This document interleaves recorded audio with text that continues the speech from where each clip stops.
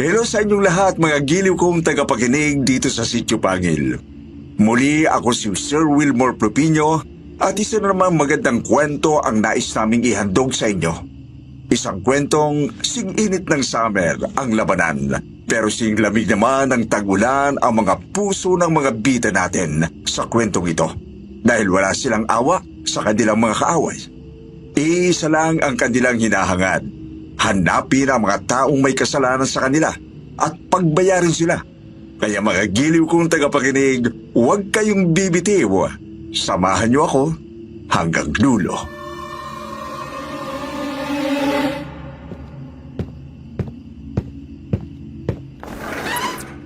Lola Toyang, ito na ba yung bahay na sinasabi nila? Ito daga. Mag-ingat tayo sa pagpasok. Baka may mga bitag na idihanda ang mga aswang. Doon ka pumasok sa likuran at ako naman dito sa harapan. Dalian mo. Sige Lola, mag-iingat po kayo. Lola Toyang, ang astig mo palang tingnan kapag ganyan ang ayos mo. Para kang bruha. Para ka na maglalaki sa ayos mo ngayon. Sige na, kilos na. Walang hiya kang aswang ka. Nahuli ka rin namin.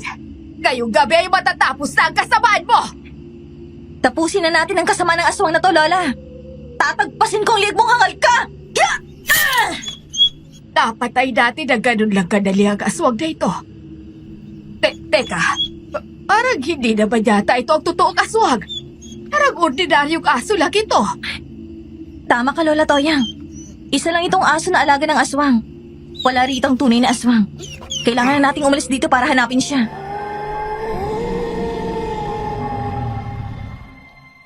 Narinig niyo na ba ang tungkol sa bayarang manunugis ng aswang?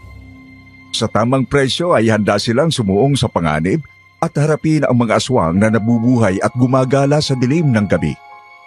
Iba-ibang aswang, iba-iba rin ang presyong nakapatong sa ulo ng mga yon. Pero ang mga manunugis na ito ay masasabing master of disguise. Tama, dahil kung ano-anong katauhan ang ginagamit nila sa pagtugis ng aswang. Pero nang mabiktima ng aswang ang kanilang pamilya, listado na sila ng mga kalaban. Kaya tutugisin at hahanapin nila ang mga yon at ituturing na ang ulo ng aswang na yon ang pinakamataas na presyo. Sila ng kanyang Lola Toyang ay magpapanggap na pulubi upang dayuhin ang mga baryong pinamumugaran ng aswang para hanapin ang kriminal na merong tattoo ng dragon sa balikat. Ganito ang naging buhay ng ating letter sender na itatago natin sa pangalang Angie.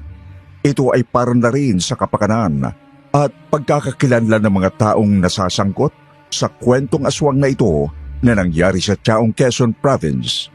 Maraming taon na ang nakakaraan.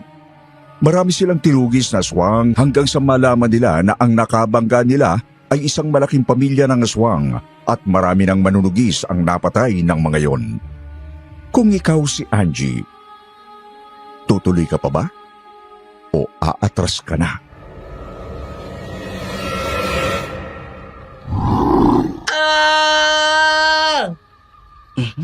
Tulong! Tulungan niyo ako! Ayun ang aswang, Lola! Dali natin! Hoy! Ikaw na matandang aswang ka! Bitiwan mo ang batang yan! Ay sos! Matanda daw ako! Ano ka ba sa tingin mo, ha? Matanda ka rin naman na kagaya ko! Amoy lupa ka na rin, oy! Wisit ka, Binda! Ikaw pala yan! Bakit naman kasi inilugay mo pang mahaba mong buhok? Akala ko tuloy ay aswang ka! Nagsuot ka pa ng itim na damit! Magandang gabi po, Lola Toyang, Ate Angie. Ano ba tong drama niyong maglola? Bakit sumisigaw si Bimbo at pinapalo niyo naman Aling Minda? Ay, drama lang ito. Ano ka ba? Sa ganitong paraan ay makukuha namin ang atensyon ng aswang. Sila nang lalapit sa amin. Kaya madali namin silang mapapatay at makukuha na namin ang perang ibabayad ng Kapitan Del Barrio. Ay, ikaw talaga, Binda! Nagawa ka ng kabutihan pero may kapalit na maghalaga.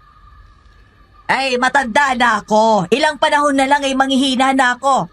Gusto ko makaipon para kay Bimbo. Para kahit maiwan ko man siya, hindi siya magiging kawawa. Nako!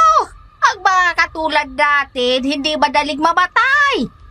Mapapagod si kamatayan sa pagsundo sa atin.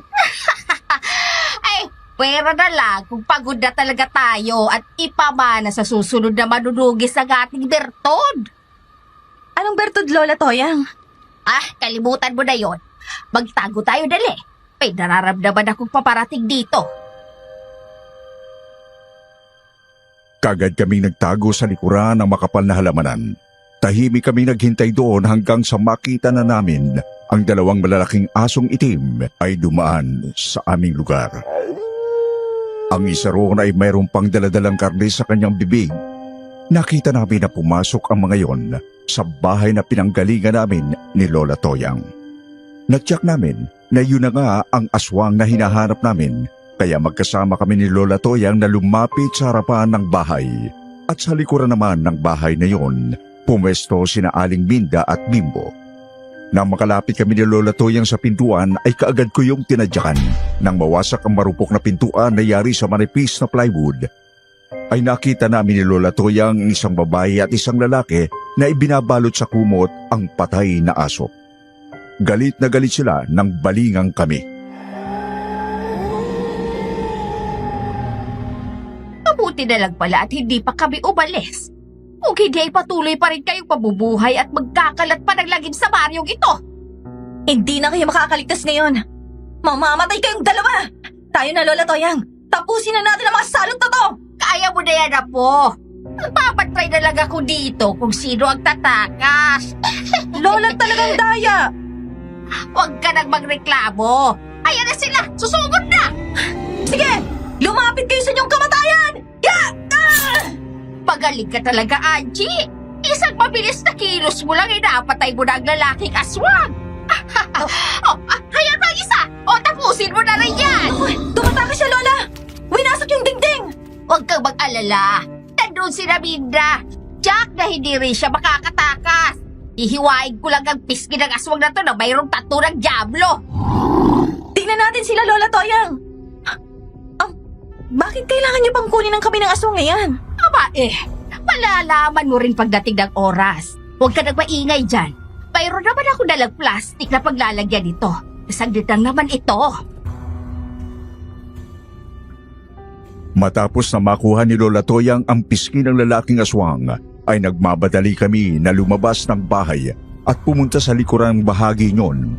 At doon nakita namin na nakabulagta na ang aswang na katatapos ng yung igapos ni Biboy. Tinalian naman ni Aling Minda ang bibig nyon ng lubid para hindi na makakagat pa yon. Dinala namin sa barangay hall ng baryo ang aswang.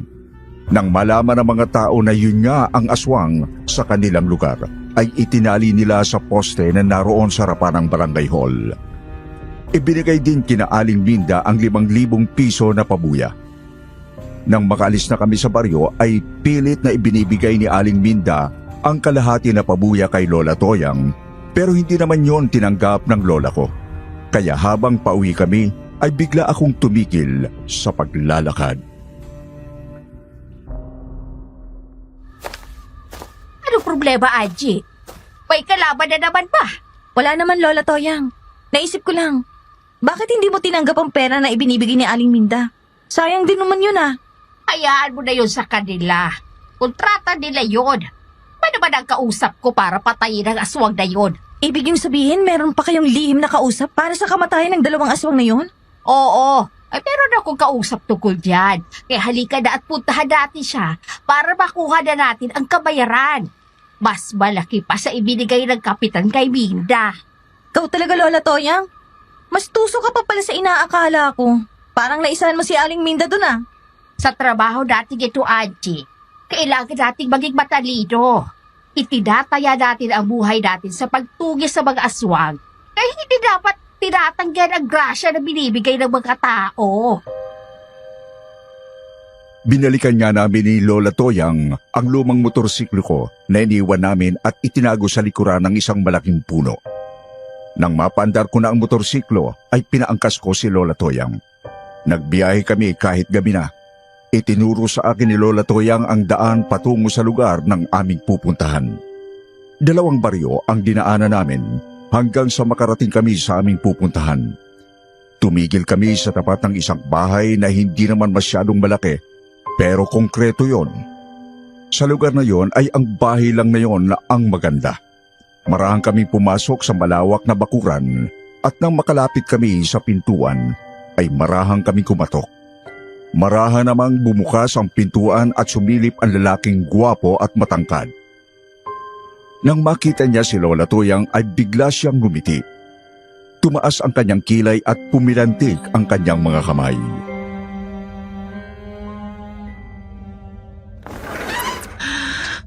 Ay, naku dumating na ang Lola Toyang kung maganda. Parang ang bilis mo namang bumalik. Mission accomplished na ba? Oo naman. Alam mo naman ako, hindi ako bumabalik sa'yo kung hindi pa tapos ang trabaho. Ay, bongga ka talaga, Lola kung maganda. Pumasok na kayo at magkape muna tayo. Lola Toyang, sino naman tong kasama mo? Ang taray ng ganda niya. Ay, ito si Angie. Apo ko siya. Siya ang palagi kong katulog kapag mayroon akong hinahanap na aswang. Ay, wow! Ang tapang naman pala nito si Angie. Sige, pasok na kayo at magtitimpla ako ng kape. Nang makapasok nga kami sa loob ng bahay, ay napansin ko agad ang dalawang mahahabang itak na nakasabit sa dingding. Naroon din ang isang buntot pagi. Sa kabilang bahagi naman ng dingding ay nakadisplay ang isang bungo ng kalabaw kasama ang sungay. Puro buto na ang buong bungo na yon. Meron ding pinatuyong mga kamay ng mga musang. Maya-maya lang ay naupo na ako sa upuang naroon. Hindi naman nagtagal ay bumalik na si Melvin na merong 2 tasa ng kape. Inilapag sa ibabaw ng bisitang naroon. Meron siyang dala na nilagang kamote. Kumain ka mabuti, Angie, ha? Alam kong napagod ka sa pagtugis ng aswang na may tattoo sa muka. Kailangan mo bumawi ng lakas. Salamat, Melvin. Napakabait mo pala. Syempre. Mabait ako sa mga magagandang diwata na kagaya ko. Tayong mga ganda ay dapat maging malusog ang katawan, di ba? Ako, napakabait mo naman sa apo ko. Nako, Lola Toyang, mabait naman ako sa lahat, lalo na sa'yo. Heto na ang pinakahihintay ng lahat, ang iyong pabuya. Jaray! Ako, salamat ng marami, Melvin. Malaking tulong ito sa amin. 8,000 yan, Lola Toyang, ha? Bukod dyan ay meron akong bagong misyon na ibibigay sa'yo.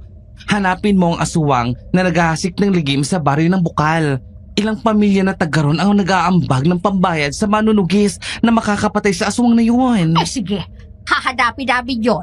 Meron ka ba kahit kaunting impormasyon tungkol sa aswang na yon? Puro magagandang buntis na nawawala sa lugar na yan. Sa palagay ko, yun ang gusto ng aswang na yun. Ilang buntis na kasi nawawala at hindi pa rin nakikita. May mga ilang pulis na rin naghahanap sa kanya. Hawak na pala ng pulis ang kaso. Bakit pa tayo makikialam? Pabayaan na lang natin na pulis ang humanap sa kanila. Hayaan natin na gawin nila ang trabaho nila at gawin natin ang sa atin. May mga pamamaraan ng mga manunugis na hindi alam ng mga pulis. Tama si Melvin. Kaya sige na. Umuwi na tayo para makapagpahinga na. Ay bukas ay sisimula natin ang paghahanap sa aswang na yon. Aalis na kami, Melvin. Sige po, Lola Toyang. Mag-iingat kayo palagi, Lalo ka na, Angie. Sa susunod, sumama ka na ulit kay Lola Toyang, ha? Oo naman, Melvin. Nang makuha namin ni Lola Toyang ang pera, ay nagpaalam na kami kay Melvin. Nagbiyahe na kami pauwi sa amin. Narinig na rin namin ang pagtilaok ng manok, sinyalis na malapit nang sumikat ang araw. Nang makarating kami sa aming bahay ay kaagad akong nagtuloy sa aking kwarto. Ganon din si Lola Toyang. Nang lumapat sa papag ang aking katawan, ay kaagad akong nakatulog dahil sa pagod at puyat. Tanghali na nang ako ay magising. Nakaluto na ng tanghalian si Inay.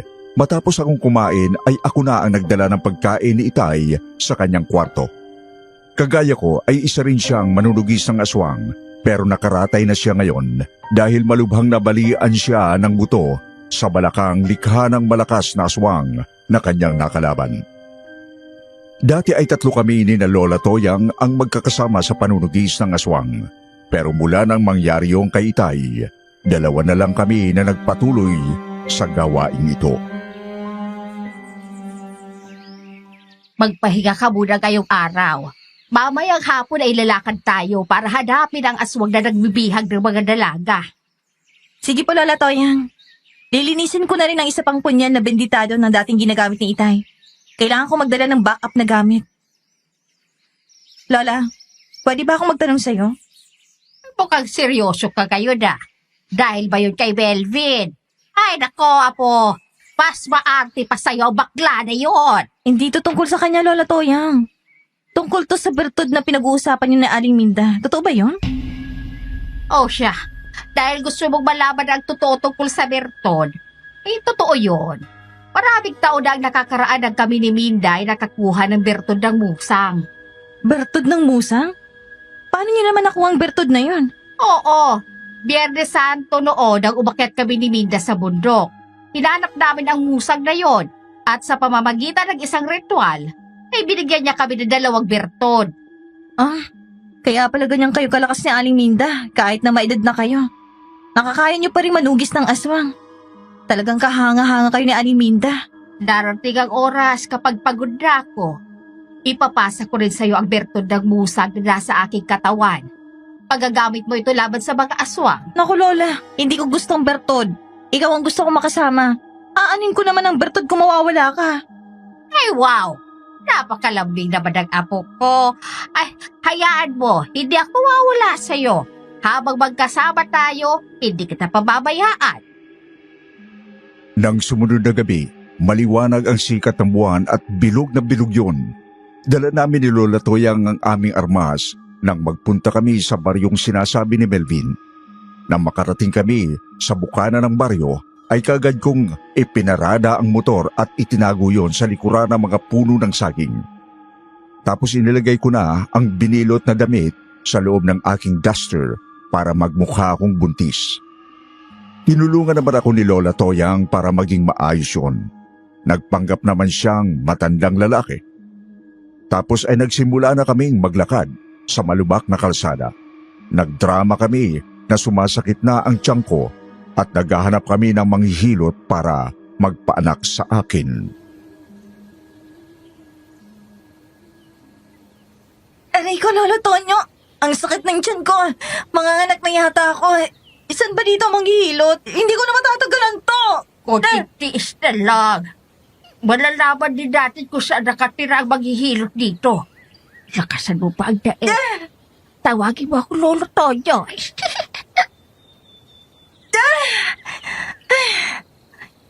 Kanina pa tayo naglalakad pero hindi pa natin nakikita ang bahay ng manghihilot.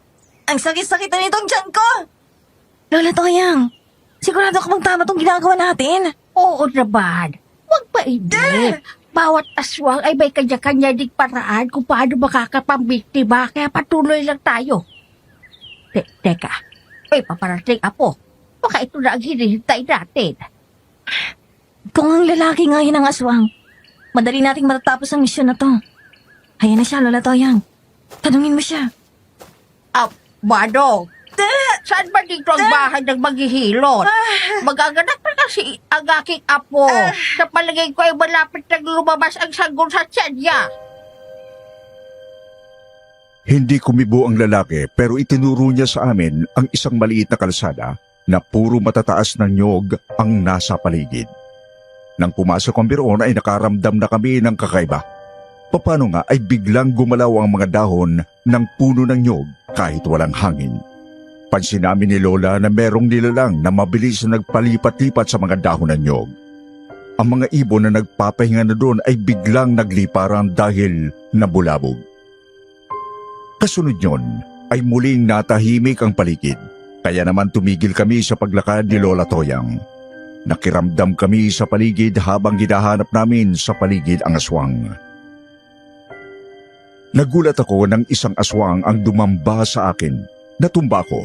Mabuti na lang at nahawakan ko ang magkabilang kamay niyon. Kaya hindi ako nakalmot.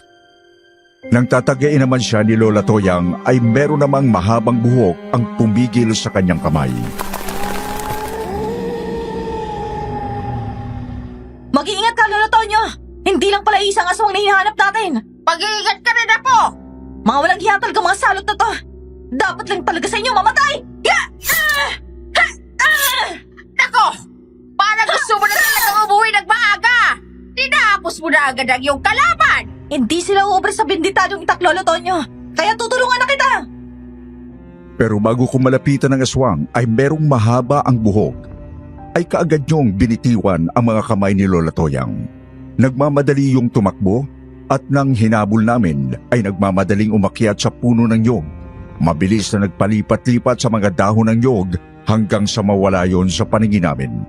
Natiyak namin ni Lola Toyang na yon ang aswang na may kagagawan kung bakit nabulabog ang mga ibon. Habang nakatingala kami ni Lola Toyang ay nakarinig kami ng malakas na sigaw ng isang babae kaya nagmamadali kaming tumakbo sa direksyon kung saan namin narinig ang sigaw ng babae na humihingi ng tulong. Tulong! Saklolo! Tulungan niyo ako! Lolo Tonyo, kayo ng babaeng buntis. Sinasalaki nga siya ng aswang. Grabe pala ang bayong ito. Ang daming aswang. Hoy! Walang hiya ka! Bitiwan mo ang babaeng yan! Walang hiya ka, aswang ka! Layuan mo ako! Huwag mong kunin ang anak ko! Maawa ka! Miss, huwag ka mag-alala. Nandito na kami. Tatapusin namin ang aswang na to. Ako nang bahala sa aswang! Ingatan mo ang babaeng buntis! Halika na! Walang hiya ang aswang na to! Tulungan niyo ako! Nang makita nga kami ng aswang ay binitiwan niya ang buntis na babae at hinarap niya si Lola Toyang. Kagad na sumugod ang aswang.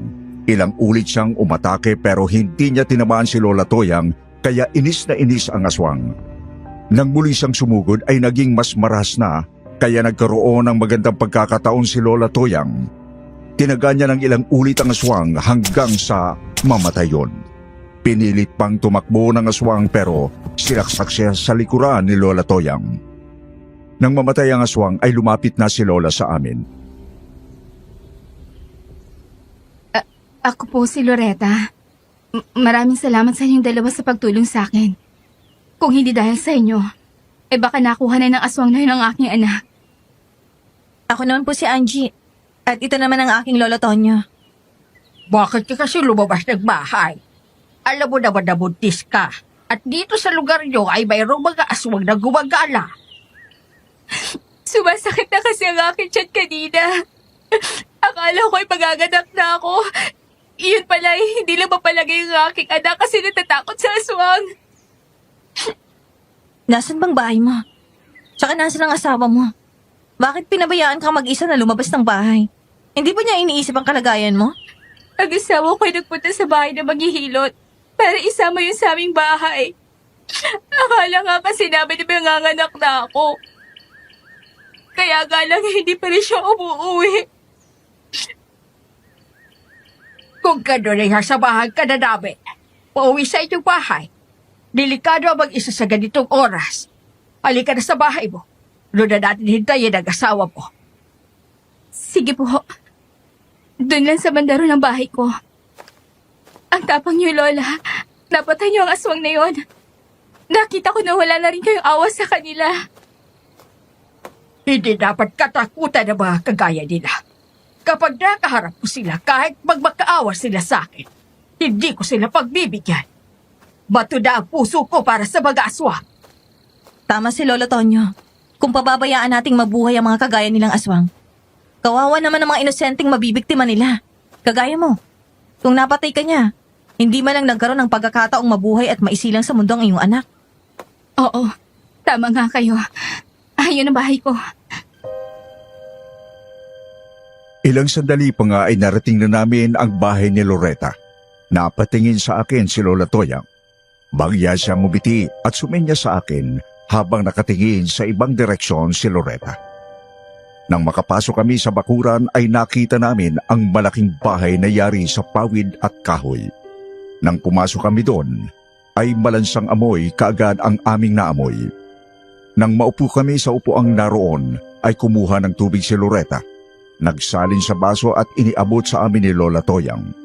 Nagkatinginan kami ni Lola Toyang. Sabay naming tinikman ang tubig na nakalagay sa baso. Hindi napansin ni Loretta na hindi namin yon tuluyang nilunok. Nagkunwari akong nahilo at padapang bumagsak sa lupa. Ganon din si Lola Toyang. Palihim naming iniluwa ang tubig. Maya-maya lang ay naramdaman namin na merong dumating. Kinuha ang mga itak namin ni Lola Toyang. Kagad kong itinago ang punyal sa likuran ko dahil may plano na ako. Tulog na ba sila? Oo, nakatulog na sila dahil sa tubig na ipinaanom ko sa kanila. Mga wala kayong silbi. Isang buntis at isang matanda lang. Hindi niyo pa agad nahuli? Nakita mo naman kung gaano kagaling makipaglaban ang mga yan, di ba? 3 nga sa mga kasamahan natin ang namatay. Dalian mo na.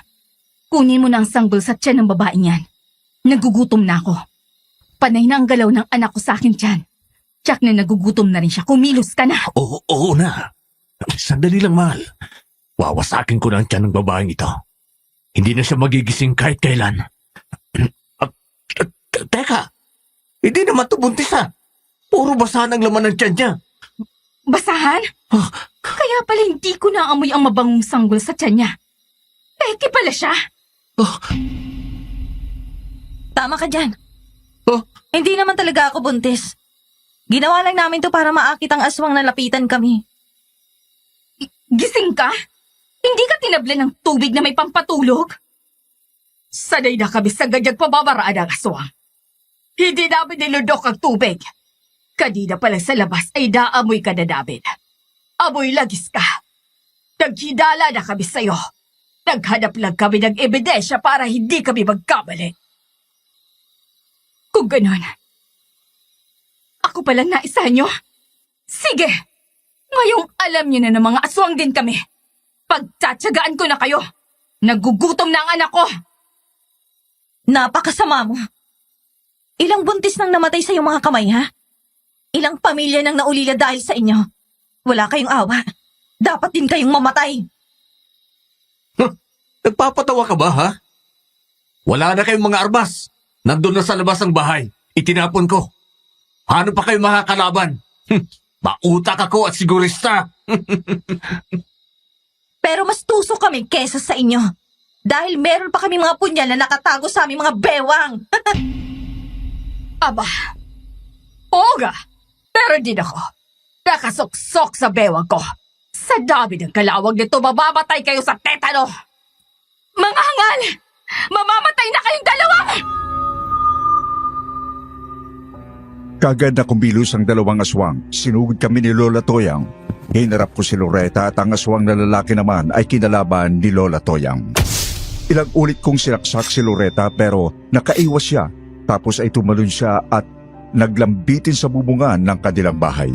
Kagad kong dinampot ang baso na nasa meseta at binato ko siya. Tinamaan siya sa likod pero hindi niya ininda kahit nabasag na ang baso, kaya ang kahoy na upuan na lang ang kinuha ko at ibinato rin sa kanya.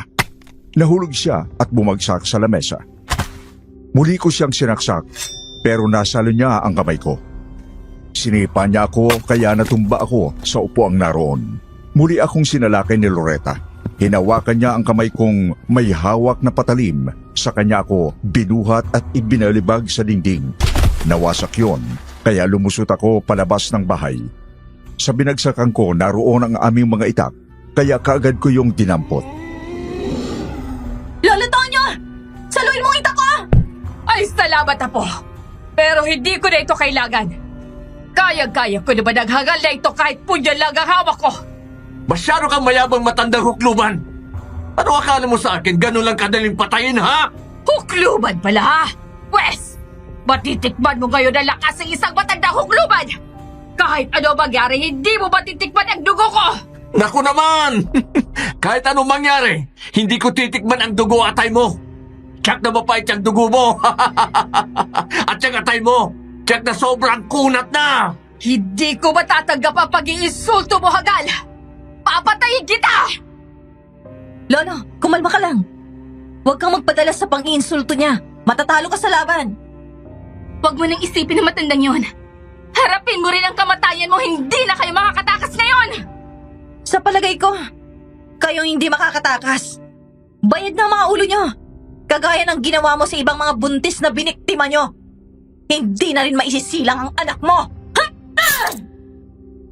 Nang muli akong sugurin ni Loretta ay ibinato ko sa kanya ang hawak kong itak.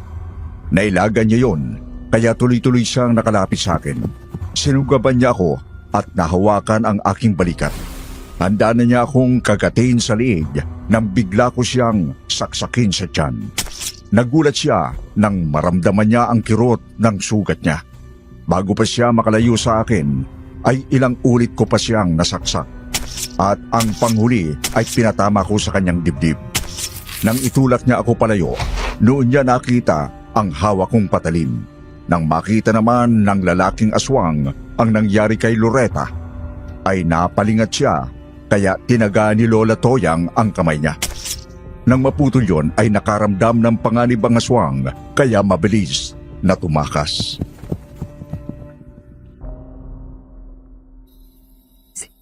Sino ba kayong talaga? Bago ka mamatay, tandaan mong pangalan namin. Angie at Toyang. Mga manunugis ng aswang na kagaya nyo. Kayo palang sinasabi nila, mga aswang hunter na walang puso. Hindi dapat kaawaan ng mga salot na kagaya ninyo. Dapat lang sa inyo ang malupit na kamatayan! Lola Toyang, may mga taong dumarating. May mga dalang sulot mga armas. Mga taong baryo na yan, maganda nga para malaman nila na ang aswang ay dito nakatira sa lugar na malayo sa mga kapitbahay. Tiyak na hinahanap din nila ang mga kaanak nilang nawawala. Tayo na, habulin pa natin yung aswang na tumakas! Sige Lola, tayo na. Doon sa gawin yun pumuntang aswang. Nagulat pang aswang nang makasalubong kami. Hindi na namin siya binigyan ng pagkakataong na makatakas ulit. Pinatay din namin siya matapos na bumalik kami sa bakuran ni na Loretta. Noon namin nakita ang mga taong nakapasok na sa bakuran ni na Loretta. Ipinaliwanag namin ni Lola Toyang ang nangyari. Naniwala naman sila dahil nakita na nila ang dalawang aswang na una naming napatay sa Nyogan. Hinanap ng mga taong baryo ang mga nawawalang buntis hanggang sa mapansin namin ang mga puno ng nyog na merong umbok na lupa na parang bago lang itinambak kaya hinukay yun ng mga taong baryo. Kung saan nalaman nila na bawat isang puno pala ng nyog ay merong ibinao na babae para ilihim ang krimen at maging pataba na lang sa mga puno ng nyog. Matapos nun ay bumalik na kami kay Melvin. Ay, dumating na ang lola kong maganda. Sa palagay ko tapos ng misyon. Tama ba ako? Oo naman, Melvin. Tapos na ang magugot ng mga tao sa baryong yon. Napakarami pala ng mga nabiktima ng mga aswang na yun. Pero tapos ng paghahasik nila ng lagim. Matatahimik ng lugar na yon. Magaling, magaling. Bongga ka talaga, Day. Ano nangyari sa iyong face, my dear? At saka ang braso mo, ang daming gasgas. Halika dito, maupo ka at kukuha lang ako ng gamot. Wag na Melvin. Sanay naman na ako sa ganito eh. Sa tuwing makikipaglaban kami sa aswang, hindi talaga maiiwasan ang hindi masugatan. Teka, bakit meron ka ring mga sugat? Napaaway ka ba? Oo naman, sweetheart. Charot! Matindi ang nakalaban kong aswang kagabi. Kaya kinurot ko siya ng madiin sa singit at sinabunutan ko siya ng husto hanggang sa maubusan siya ng buhok. Nagbibiro ka ba? Totoo bang sinabi mo napaaway ka talaga sa aswang? Saang lugar papatayin ko? Naku, wala ka nang papatayin. Tinapos ko na siya kagabi pa, kaya tahimik na rin ang lugar na yon. Isa ka rin bang manunugis na kagaya namin ni Lola Toyang? Hay nako, Lola Toyang. Hindi mo ba sinabi sa kanya na kagaya niyo rin ako na isang manunugis ng aswang? Madami na akong mga nagiging kliyente. Hindi ko na napupuntahan ng iba, kaya ibinibigay ko na lang sa inyo. Tama ba ako, Lola ko maganda? Naku, Angie. Ito ang sinabi ni Miss Melvin. Correction, Mother. I am Melvina. Ay, ganun pala. Akala ko kasi dito ka lang sa bahay at naghihintay ng mga kliyenteng dumarating dito. Ay, naku, Angie. Kung alam mo lang, ako ang king Aztec queen of this guys. By the way, Lola Toyang, pwede ko bang pakasalan tong maganda mong apo? Aha, sa bagay na yan, hindi ako pwedeng magdesisyon yan. Tanungin mo si Angie kung gusto niya. Naku, hindi pwede, Malvina. Ay, hindi tayo talo. Hindi ko pinangarap na makapag-asawa ng bakla, no? Ay, sus! Ikaw naman, Sister Gino, joke lang kita. Masyado kang natataranta. Tingnan mo, namumula ang mga pisngi mo. Huwag mo sabihin na tomboy ka at babae ang gusto mong makasama. Tama ka. Ganun nga ako. Kaya wag mo nang ituloy ang binabalak mo. Mabibigo ka lang. Nako, nakakatuwa kayong dalawa. Itigil niyo na pagbibiruan niyo at baka mauwi yan sa totohanan. Ay, Osha. Tama na nga ang tuksuhan. Heto na ang kabayaran sa inyong trabaho. Kompleto yan. May dagdag pa. Ay maraming salamat, Melvin. Tutuloy na kami. Nang mga sumunod na gabi ay naging matagumpay din ang pagtugis namin ni Lola Toyang sa mga aswang. Hanggang isang umaga, nang makarating kami sa amin, ay nagulat kami ni Lola Toyang nang makitang maraming tao ang nasa labas ng aming bahay. Lahat sila ay nakikiusyoso. Pansin ko sa mga mukha nila ang lungkot at ganun din ang takot, kaya nagmamadali kaming nakipagsiksikan sa kanila. Nang mapansin naman kami ng mga taong naroon, ay binigyan kami ng daan. Kaya madali kaming nakapasok sa pintuan at doon ko nakita ang aking ama na nakahandusay na sa sahig. Duguan siya at wala ng buhay. Marami siyang sugat sa katawan, mga kalmot ng aswang, butas ang kanyang lalamunan. Napatay siyang tirik ang mga mata, kaya marahang ko yung hinaplos para ipikit.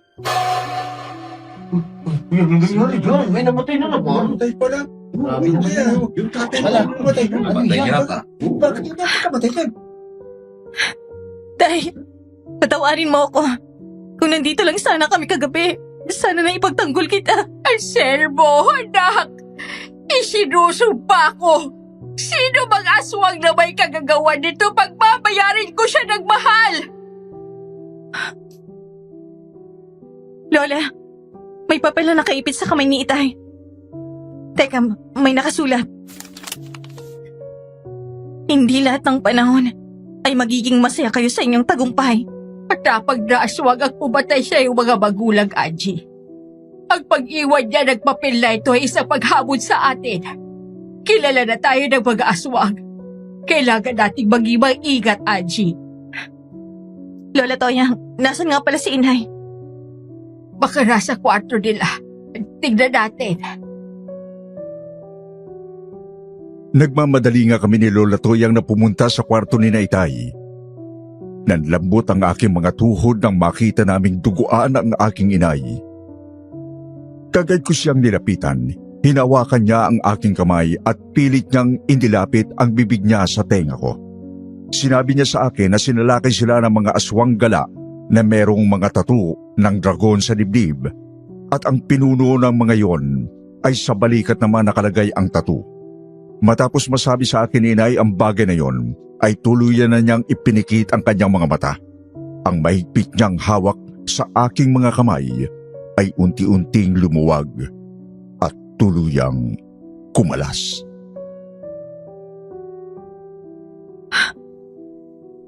Lola Toyang, wala na din ang Inay. Pinatay na din siya ng mga aswang gala. Aswang gala ba ang sinasabi mo? Opo, Lola. Ang mga ganong lain ng aswang ang sinabi ni Inay bago siya tuluyang nalagutan ng hininga. Ano bang klase ang ganong lain ng aswang? Bakit madali nilang natalo si Inay? Para silang mga vampira. Kaya nilang gumala araw man o gabi. Nakakaya din nilang pahabain ang kanilang mga pagil at kuko. Kahit nananatili sila sa anyong tao. Bukod doon ay talagang malalakas sila at mabibilis. Marami ng manunugis ang napatay nila. Kahit ano pa silang lain ng aswang, hindi ko sila patatawarin. Hahanapin ko sila at pagbabayarin. Igaganti ko ang aking mga magulang. Huwag ka mag-alala po. Magkatulong nating haharapin ang mga malalakas na kalaban na yon. Ipaghihiganti natin ang iyong mga magulang. Planuhin natin yan. Pagkatapos nating maiayos ang bangkay ng mga magulang mo. Nang mga panahong yon sa aming lugar, ang mga nabibiktima ng aswang ay hindi ibinuburol. Dinidiretso na kaagad sa libingan, kaya kahit masakit sa aming kalooban ni Lola Toyang, ay inilibing na namin ang aking mga magulang. Matapos nun ay kumuha na lang kami ni Lola Toyang ng ilang piraso ng damit at inilagay sa bag na luma. Inilagay din namin sa sako ang aming mga itak at buntot pagi habang ang punjal na nakalagay sa aming bewang. Sumagay kami ni Lola Toyang sa aking motorsiklo. Naisip namin na si Melvin lang ang makakatulong sa amin para makakuha ng impormasyon tungkol sa mga aswang gala. Nagulat pa si Melvin nang makita kami na dumating sa kanilang bahay. Oh, lola ko maganda. Bakit naparito ka na? Wala pa naman ako may bibigay na trabaho sa ngayon. Hindi trabaho ang dahilan kaya nandito kami, Belvida. Personal na bagay. Anong personal na bagay, Lola Toyang? Pinatay ng mga aswang gala ang aking mga magulang. Gusto lang namin humingi ng tulong sa iyo. Impormasyon ang kailangan namin tungkol sa ganong klase ng aswang. May alam ka tungkol sa kanila? Alam na mga aswang na yun na manunugis kami. Kaya wala na muna kaming balak na bumalik sa aming bahay. Magpapanggap kami mga pulubi at iikutin ang bawat baryong madadaanan namin para hanapin ang mga aswang. Nakakalungkot naman ang nangyari sa iyong kapamilya. Nakikiramay ako, Angie. May nasagap akong impormasyon na dyan sa kabilang baryo ay may insidente ng mga aswang gala. Kagaya nating mga manunugis ang biktima nila. Kaya kailangan nyo mag-ingat. Kahit ano pa silang klase ng aswang. Hahanapin ko sila at papatayin. Siya nga pala, Melvin. Maaari bang dito na lang muna ang aking motor? Dahil magpapanggap kaming pulubi ni Lola. Hindi ko na yun magagamit. Oh, sige lang, Angie. Iwanan mo na dyan ang motor mo. Ako na lang maglilipat sa likuran ng bahay ko. Angie, mag-iingat kang palagi, ha? Ingatan mo rin tong si Lola Toyang. Salamat, Melvin. Palagi naman ako nag-iingat. Ay, dapat lang, kasi mamahalin pa kita. Sabi na nga't hindi tayo pwede. Tomboy ako. Tapos bakla ka. Kadiri naman yun. O siya, tumigil na nga kayong dalawa. Baka mauwi sa tutuhanan yan. Wala namang problema sa akin. Kasi babae at lalaki pa din naman kayo. Basta palagi akong nakasuporta sa inyo ni Angie. Handa akong tumulong, may kabayaran man o wala. Siya nga pala, dalhin niyo na rin tong isang balot ng tinapay. Bago kami lumabas ng bahay ni Melvin ay nagpalit na kami ng lumang damit ni Lola Toyang. Nagpahid na rin kami ng mga uling sa mukha at braso.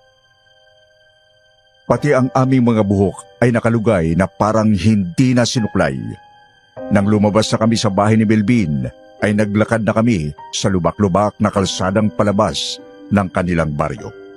Puro kakahuyan at mga puno ng kawayan ang nadaanan namin hanggang sa makatawid kami ng tulay na kahoy. Yun ang nagsisilbing daanan patungo sa kabilang baryo.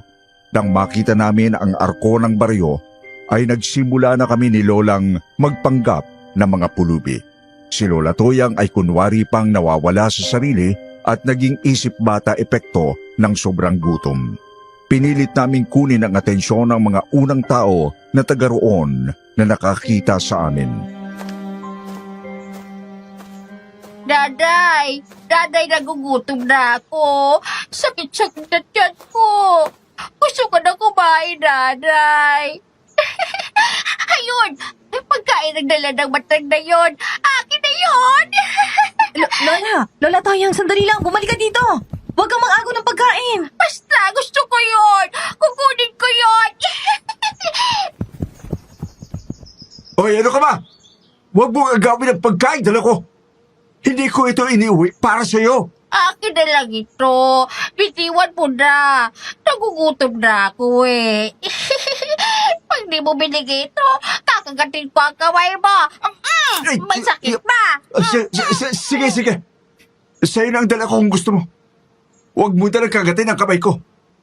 Aray ko. Ito na nga. Kainin mo na kung mapilit ka. Sarap-sarap naman dito. Halika po, kain tayo. Sarap-sarap naman dito. Ay, nako. Wala nang kakainin ng aso ko. Inagaw pa ng pulubing ito. Pagkain ba ng asang sinabi mo, Manong? Oo. Galing kasi ako sa kasalan eh. Nakita ko na maraming pagkain tira-tira. Kaya pinagsama-sama ko na lang para iuwi sa mga alaga kong aso. Kaya nga lang, ay inagaw ng kasama mong matanda. Pambihira ka naman, Manong. Pagkain pala yun ng aso, ibinigay mo pa sa Lola Toyang ko? Aba, Ineng.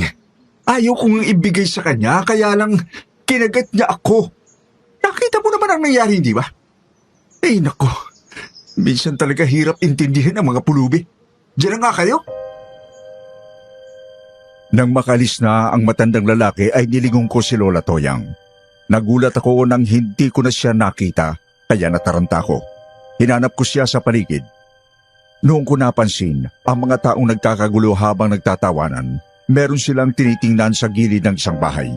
Nagmamadali akong nagpunta roon para makiusyoso. Noong ko nakita si Lola Toyang na nagsusuka, pilit niyang isinuka ang mga kinain niya. Nagmamadali akong nilapitan si Lola Toyang. Noon naman, nag-alisa na ang mga taong nagtatawanan kanina.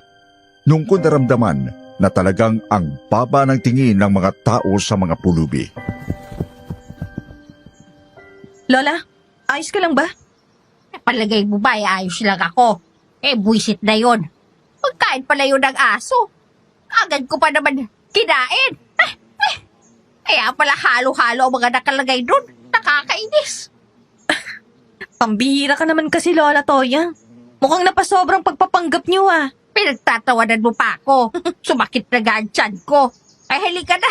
Umarap na tayo ng makukuhanan ng mainit na tubig. Isinisik mura ako. Sige po. Manghingi na lang tayo ng mainit na tubig sa mga bahay na madadaanan natin. Ayun o, may bahay doon. Halika na, Lola. Para makahingi tayo ng tubig na mainit. May dala akong asukal at kape dito.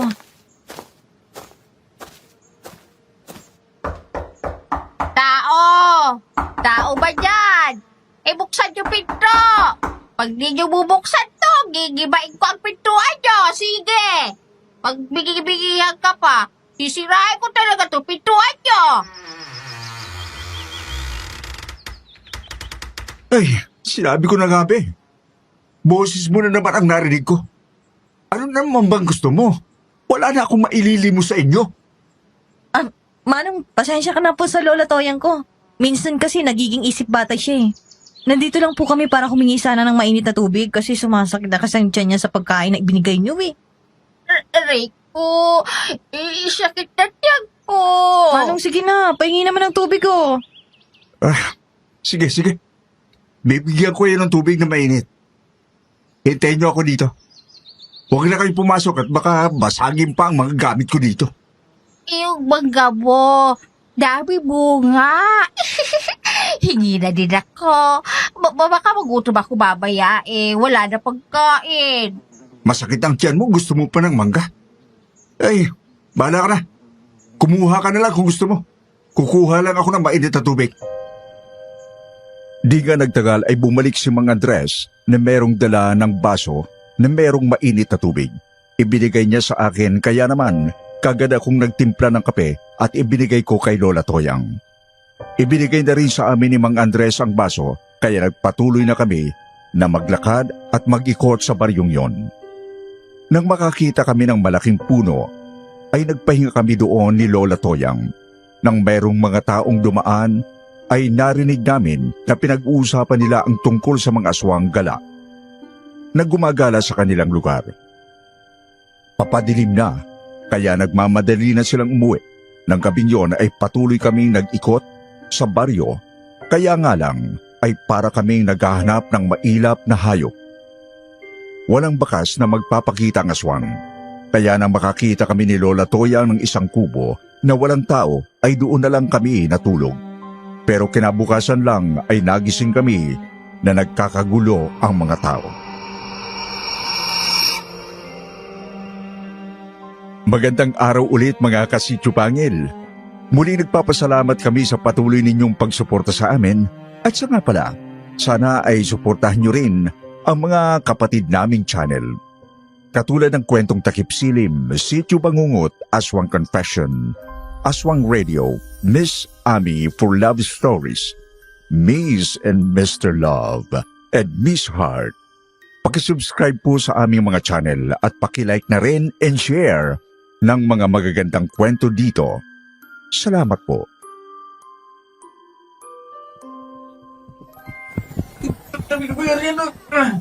Ay, ano ba?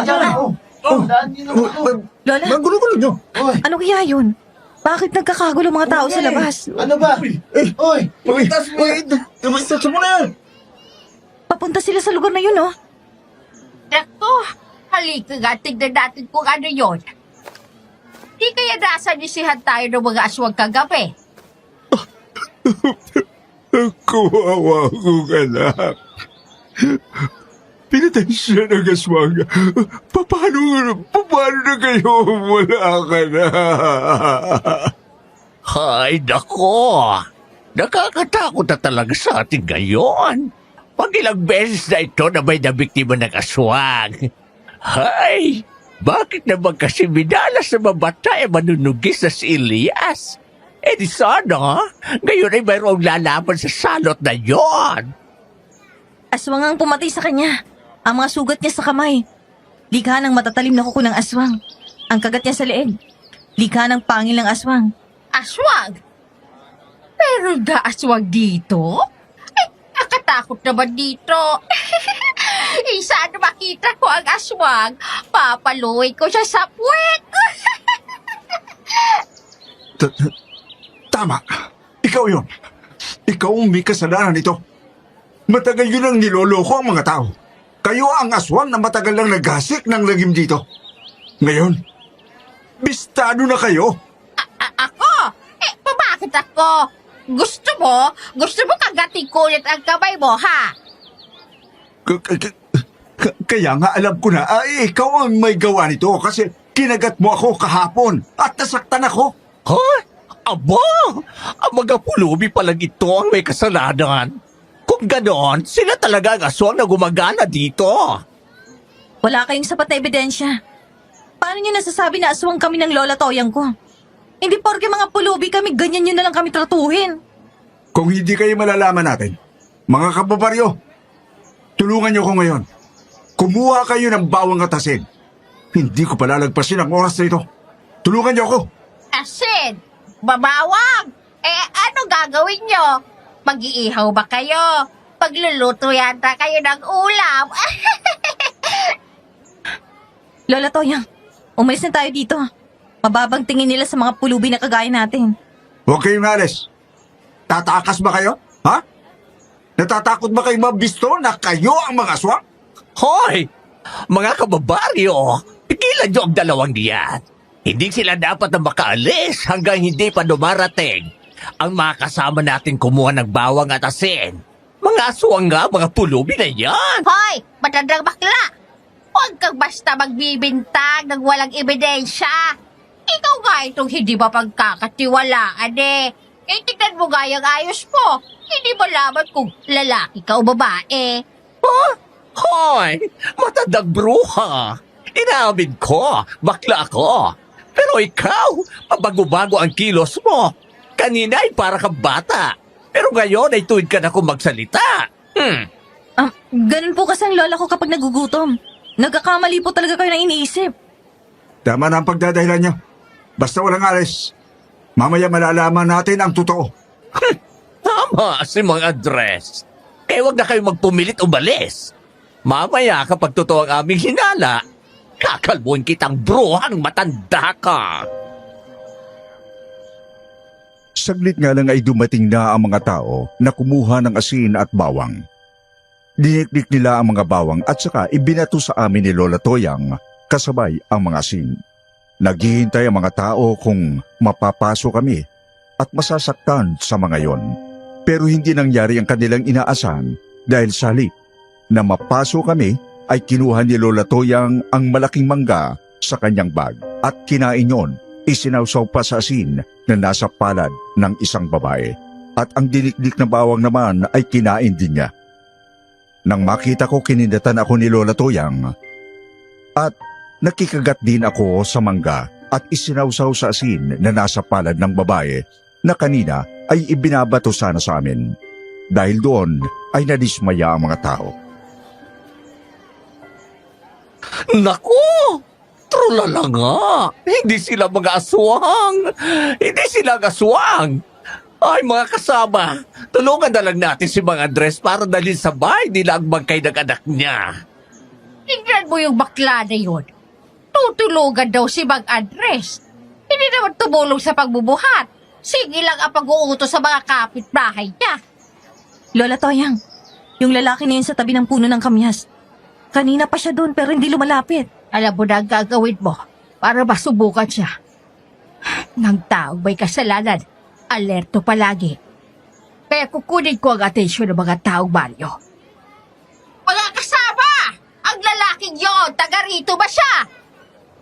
Hindi siya taga rito. Bakit na naman? Kakaiba ang kilos niya. Kanina pa nakatingin dito pero hindi lumalapit. Tingnan nyo, tatakas na siya. Alam na niyang siya pinag-uusapan natin. Palagay ko ay tama ang matandang pulubi. Kahina-hinala ang kilos ng lalaki yon. Habulin natin siya! Ay, nako, kayo na lang. Hindi ko kayang makakita ng aswang. Baka maihi ako sa takot. Ako na lang bahala sa bangkay ng anak mo. Babantayin ko dito.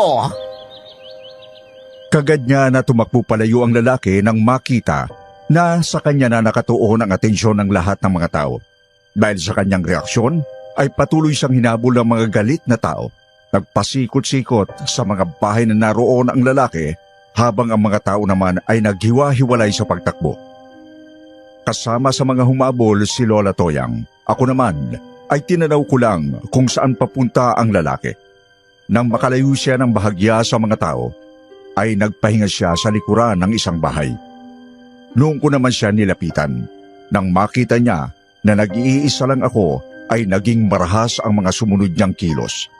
Sa totoo lang ay bahagya ako nagulat nang umangil siya at lumabas ang kanyang matatalim na ngipin na parang isang mabagis na hayop. Kaganya akong sinugod at ilang beses na inatake para kalmutin ng mahaba niyang kuko. Ilang beses ko rin yung iniwasan. Kaya nang dumating ang mga tao ay nakita nila ang aswang na kalabang ko. Tama nga ang sinabi ng matandang pulubi. Ang lalaki ngang ito, ang aswang. Mga kasama, tulungan natin ang dalagang pulubi. Patayin ang salot! Huwag yun ang makakawala ng walang hiyang salot na yan. Marami pa yung mabibiktima kapag nabuhay siya. Talagang hindi ko papayag na makawala ang salot na pumatay sa aking anak. Paligiran natin ang aswang, mga kasama! Sa palagay ko'y wala ka ng pag-asa na makatakas pa ngayon, halimaw ka. Alam na ng mga narito kung sinong tunay na may sala. Kaya tatapusin na kita! Tama yan na po. Tapusin mo na ang salot na yan. Nang muling sumugod ang aswang sa akin at akma akong kakagatin, ay ipinukul ko sa kanyang mukha ang aking bag. Kaya yun ang nakagat niya. Tapos ay sinaksak ko siya sa tiyan. Napatras ang aswang nang makaramdam ng hapdi ng sugat sa tiyan. Itinapon niya ang bag ko. Yun naman ang pagkakataong sinamantala ng mga taong naroon. Pinagtulungan na nilang tagain at sibatin ang aswang hanggang sa tuluyang bumagsak yun at mamatay. Nang tuluyang bumagsak ang aswang at mamatay, ay marahan akong lumapit. Sinira ko ang kanyang damit. Ang balikat niya ang una kong tiningnan. Wala roon ang tato ng dragon. Nakalagay yun sa kanang bahagi ng dibdib ng lalaki. Kaya marahan akong tumayo at lumapit kay Lola Toyang. Ayos ka lang ba, Apo? Hindi ka ba nasaktan? Ayos lang ako, Lola Toyang. May tato na dragon ang aswang na ito. Kaya nga lang ay sa dibdib na kalagay. Kung ganon, ay iba siya sa hinahanap nating aswang. Hindi siya ang sinasabi ng namatay mong ina. Tama po. Buhay pang aswang na yun. Mukhang kailangan pa nating manatili ng ilang araw sa baryong to at hanapin ang salot na yon. Maglolang pulubi. Pasensya na kayo, ha? Nagkamali ako sa ginawa kong pagbibintang sa inyo kanina. Nadala lang ako sa bugso ng damdamin dahil sa galit ko. Ako nga pala si Andres. At yung matandang bakla kanina, yun naman si Rainante. Ako naman po si Angie at ito ang Lola Toyang ko. Alam ko po na masakit ang mawala ng minamahal. Dahil ang mga magulang ko, sabay na pinatay ng aswang kaya naiintindihan ko kayo. Siya nga pala. Salamat sa inyo. At nalaman ka agad ng mga taga rito ang tunay na aswang. Patay na din pala ang mga magulang mo. Opo. Yun ang dahilan kaya naging palaboy kami ng Lola Toyang. Nasa na po pala si Mang Reynante? Nako, naandun. At binabantayan ang bangkay ng anak ko. Napakaduwag talaga ng baklang yun. Sige, Angie. Kailangan ko pang balikan ang anak ko para maayos na ang bangkay niya. Mga Andres, ano na ang plano mo sa bangkay ng anak mo? Ibuburol mo pa ba siya? Sa palagay ko ay hindi na, Aling Toyang. Mahirap ang sitwasyon ng buhay ko ngayon. Wala akong pambayad sa punerarya at sa pang-imbalsa mo. Isa pa ay naandito naman ang lahat na kamag-anak namin. Kaya diretso libing na lang. Sige, maiwan ko na kayo. Lola Toyang, bumalik na tayo kaagad sa kubo. Naiwanan natin doon ang sako na pinaglagyan ko ng itak. Pati ang bag niya nandun. Usit na bata ka. Magbulag pa lang dinala mo. Mabuti at hindi mo inihihiwalay sa katawan mo ang punyal. Kung nagkataon ay baka wala kang ginamit na paglaban sa aswang na yon. Nagmamadali nga kami ni Lola Toyang na bumalik at iniwanan namin ang kubo. Malayo pa lang kami ay natatanaw ko na merong tao sa kubo dahil wala namang kasing dingding yon. Nang makalapit na kami ay nakita namin ang isang taong grasa na naglalatag ng sako at karton. Napansin namin ni Lola Toyang na naroon pa din sa isang sulok ang maliit na bag at ang mga itak na nakabalot sa sako. Nang kuhanin ko ang mga yon, ay saka lang ako napansin ng taong grasa. Nagulat ako nang makita kong si Melvin pala yon. Nung una ay natulala ako pero ang kasunod ay napatawa ako ng malakas. Umirap naman siya sa akin noong simula. Nang kalaunan ay tumawa na din ng malakas, sabay yakap sa akin. Hay nako, sa wakas ay nakita ko din kay sister. Nabawasan na ang kaba ko ngayong kayakap na kita. Ang bango naman ng pulubi na to. Aray ko, ang higpit naman ng yakap mo, Malvina. Hindi ako makahinga. Aboy naman nabitawan mo na ako. Oo, bibitawan na kita. Ay, Lola. Lola ko maganda. Kamusta ka na din, ha? Alam mo bang na-miss din kita? Asus! Ako ba talagang na-miss mo ang aking apo? Sobrang tuwa mo na makita mo si Angie bakit ka nga pala nandito? Na-miss ko kayong dalawa, Lola Toyang. Siya nga pala. Nandito ako para sundan at hanapin kayo dahil sa nakuha kong impormasyon. Anong impormasyon yan, Malvina? Ang mga aswang na hinahanap nyo ay mga aswang gala. Isang malaking angkan yun na mayroong malalakas na kaanib. Kaya sinundan ko kayo. Iniisip ko na hindi nyo makakaya na harapin sila. Kaya sumunod na ako dito para tumulong. Pero walang pabuyang nakataya dito. Wala kaming maibabayad sa'yo sakaling matapos ang misyong to. Hindi naman kita sinisingil eh. Gagawin ko to ng kusa para sa'yo at kay Lola Toyang. Kaya wala kang dapat na isipin. Sama-sama nating tapusin ang misyong ito. Dako, maraming salamat sa'yo, Melvina. Kayo kasama ka na namin, ay mas kampante na ako. Sige Lola Toyang, kumain na muna po kayo. Magpapahinga lang ako para mamayang gabi ay mayroon akong lakas. Isa na sa kanilang napatay nyo kaysa mga oras na to ay tsak na nag-aalburuto na sa galit ang mga aswang na yon. Maraming salamat, Malvina. Talagang napakabait mo. Kung tunay ka lang talaga na lalaki at yayayain akong magpakasal, nako. Tsak na hindi ako tatanggi. Kaso bading ka, tomboy naman ako eh. Ngumiti lang si Melvin, tapos ay pinagpatuloy na niya ang paglalatag ng sako at karton. Naiga siya at kaagad na nakatulog. Halatang napuyat siya ng nakaraang gabi. Kinain namin ni Lola Toyang ang dalang pagkain ni Melvin. Ilang oras ang lumipas ay dumaan malapit sa amin sina Mang Andres at Mang Renante. Kasama ang mga taong makikipaglibing. Iginawa na lang nila ng kabaong na yari sa plywood. Lahat ng tao na nagdaraan ay napapatingin sa amin lalo na kay Melvin na napakaraming uling na inilagay sa mukha para magpanggap ng isang taong grasa. Nang mapatapat sa amin sina Mang Andres, ay bagya silang tumigil. Dito pala kayo sa kubo ko pansamantalang tumigil para magpahinga. Kayo po palang may-ari ng kubo na ito, Mang Andres. Pasensya na po. Wala kasi kaming matutuluyan eh. Ayos lang na diyan kayo magpahinga ni Angie. Teka, bakit meron ding taong grasa dyan? Kilala niyo ba ang taong yan? Oo, kilala namin ang taong ito. Payagan niyo na siya na magpahinga din siya dito.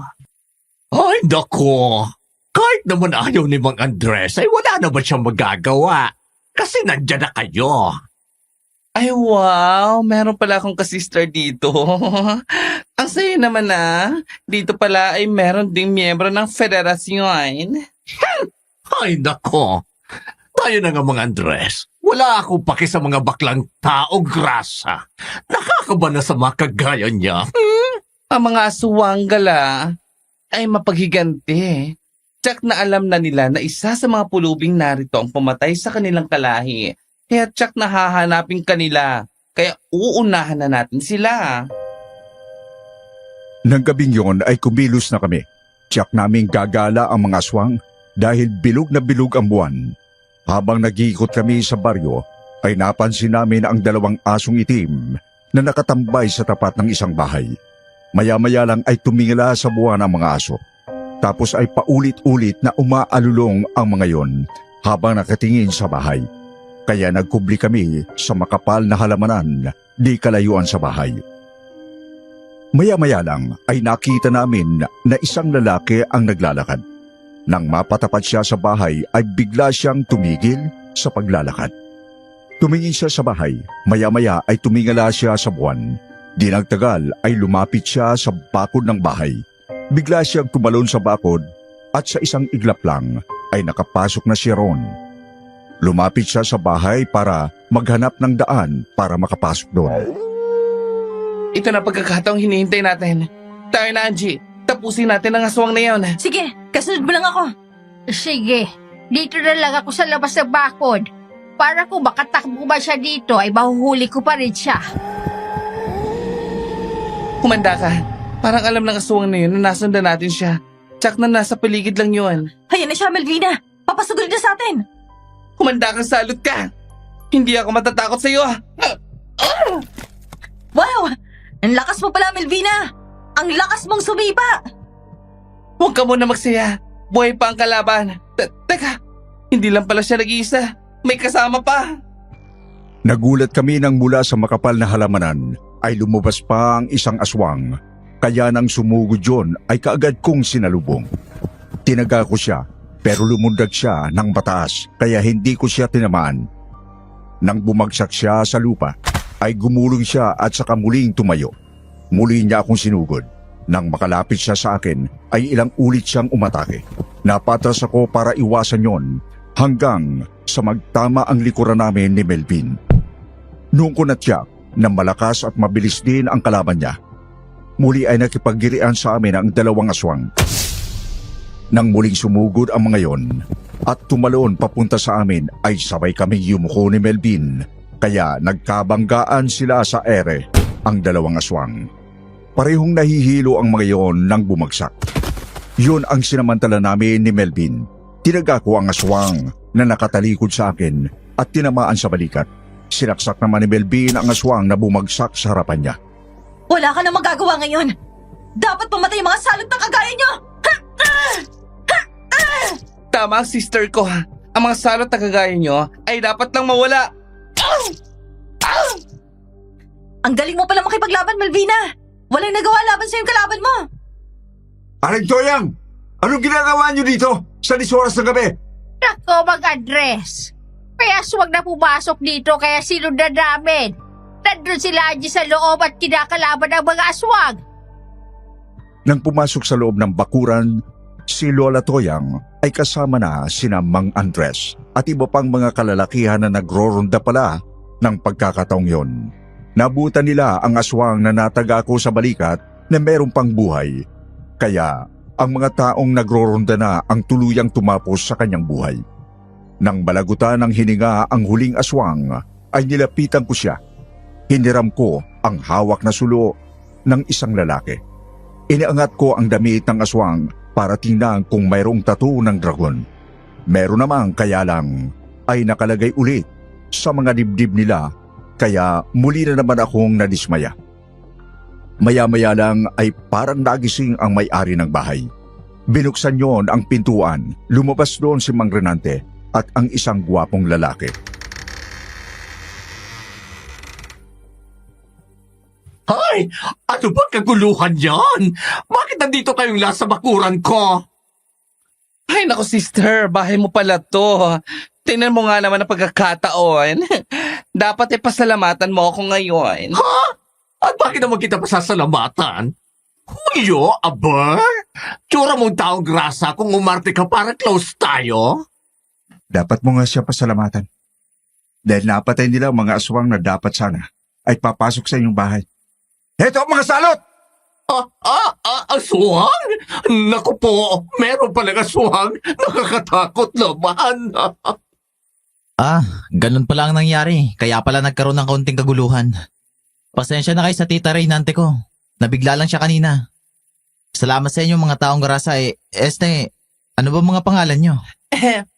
Melvina ang pangalan ko, pero just call me Mel. Napakagwapo naman pala ng lalaking iniligtas natin, Angie. Sus, kinilig ka na naman. Masyado ka nagpapakita ng motibo. Tigilan mo nga yan. Ang gwapo naman kasi nitong lalaking to. Hay nako, halina kayo, umalis na tayo dito. Aling Tuya, Angie at Melvin, pwede bang sumama na muna kayo sa akin? Doon na lang tayo mag-usap sa bahay ko. Nang lumabas ng bakuran si Mang Andres, ay sumama na kami sa kanya. Ang ibang kalalakihan naman na nakasama namin ay siyang kumuha ng mga bangkay ng aswang. Dinala namin sa kabukiran ng mga bangkay at doon sinunog. Matapos yon ay sumama kami sa bahay ni Mang Andres. Doon pala sa harapan ng bahay niya nagpapahinga ang lahat ng mga taong nagroronda. Ngayon ay napansin ko na kakaiba na ang pagtrato sa amin ni Mang Andres at ng iba pang naroon. Paano nga ay nakita nila kung papaano namin tinalo ang mga aswang. Aling Toyang, magkape muna kayo. Meron din po ditong tinapay at puto. Nako, mag-address. Ayos lang ako. Huwag yun na kaming intindihig masyado. Nagpapasalamat kami sa magandang pagkakataong ito na nakapagpahinga kami sa harapan ng bahay nyo. Kung wala kayong matutuluyan dito, ay pwedeng dito na kayo pansamantalang tumira sa akin. Yung isang bahay na yun sa dulo ng bakuran ko, ay wala namang nakatira doon. Doon kayo pansamantalang habang naandito kayo. Mang Andres, bakit niyo naman nasabi na magtatagal pa kami dito? Ang mga pulubi na kagaya namin, kung saan-saan nakakarating para mamalimos. Siya nga naman, Mang Andres. Alam kong hindi naman kayo mga pulubi. Sa husay ninyo magpaglaban sa mga aswang. Alam ko, kayo ang mga manunugis na nagpapanggap ng kung ano-anong katauhan para manugis ang aswang. Tama ba ako? O sige na, sa palagay ko nga ikilala mo na kami, kaya hindi na kami tatanggi.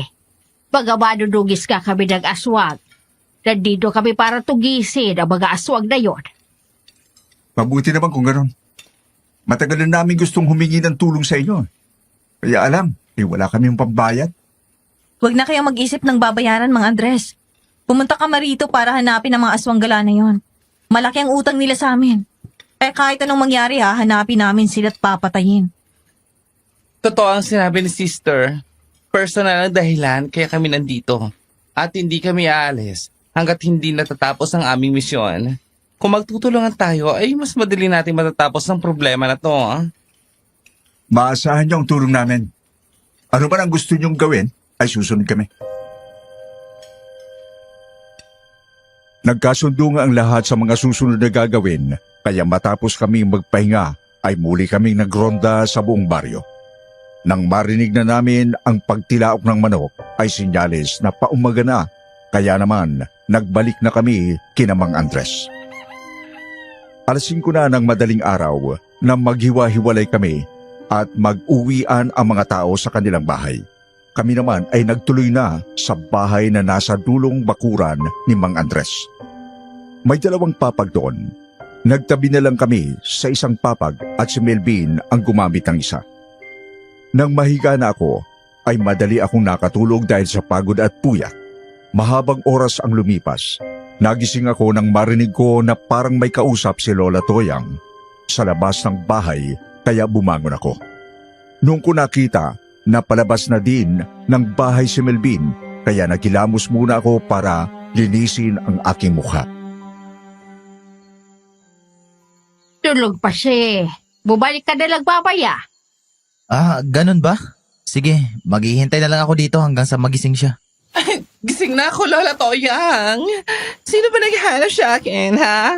Ay, ikaw? Ikaw nga, Pogi. Ako bang hinahanap mo, ha?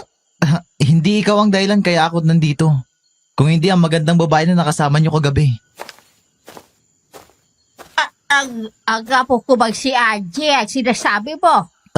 Angie pala ang pangalan niya. Siya nga ang hinahanap ko para personal ako magpasalamat sa kanya. Ako bang hinahanap mo?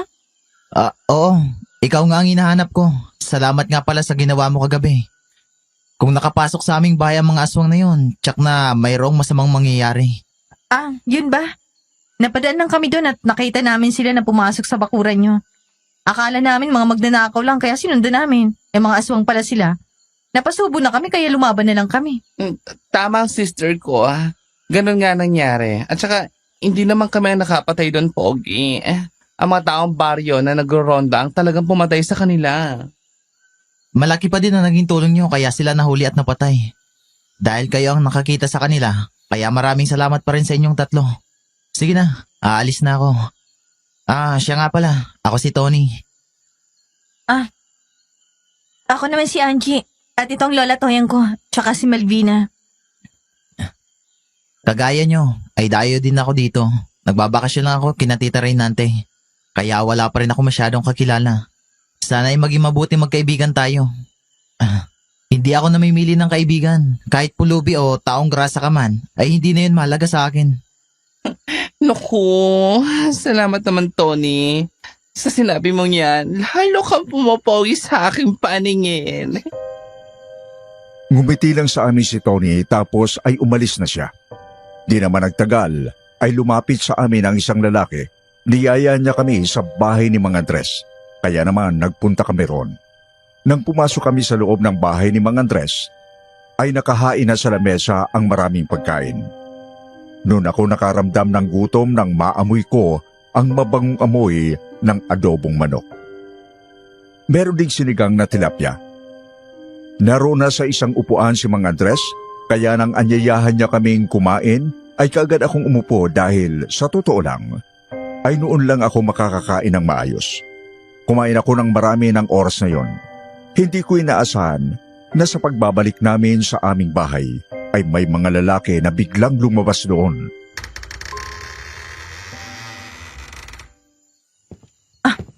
Sino kayo? Anong kailangan nyo dito?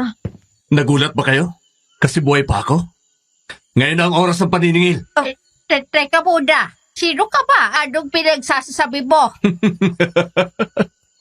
Nakalimutan niyo na nga ako. Siguro ay ganun talaga kapag marami nang napapatay na kagaya ko. Pues, ipapaalala ko sa inyo. Ako ang asawa ng babaeng buntis na aswang gala na pinatay niyo sa bahay sa gitna ng taniman ng nyog sa kabilang baryo. Tama. Natatanda na kita. Ikaw ang lalaking yon. Pero nang tumakas ka, naabutan ka namin at napatay, di ba? Hindi ako yon. Isa sa mga kalayo ko na tumulong sa akin para makaligtas. Sa tulong ng pinuno namin, ay naiganti ko na ang asawa ko. Pinatay namin ang mga magulang mo habang wala kayo ng matandang ito. Kung ganon, ay ikaw ga at ang mga kalahi mo ang hinahanap namin. Mabuti naman at ikaw na ang lumapit sa amin. Hindi na kami mahihirapang hanapin ka. Hindi pa tapos ang aking pag-iigante. Dahil buhay pa kayo. Hoy, pangit! Huwag mo akong baliwalayin. Nandito pa ako. Kung ganon, ay idadamay ka pa rin namin. Baklang maton! Paano kayo lalaban? Nasa amin ang mga itak ninyo. Iniwanan nyo dito nang kumain kayo. Mga hangal! Mga kasama! Tapusin sila! Wala silang armas! Kayong mga hangal! May mga punyal kami na palagi naming dala-dala sa aming mga bewang. Laban ng Lola Toyang! Sister Melvina!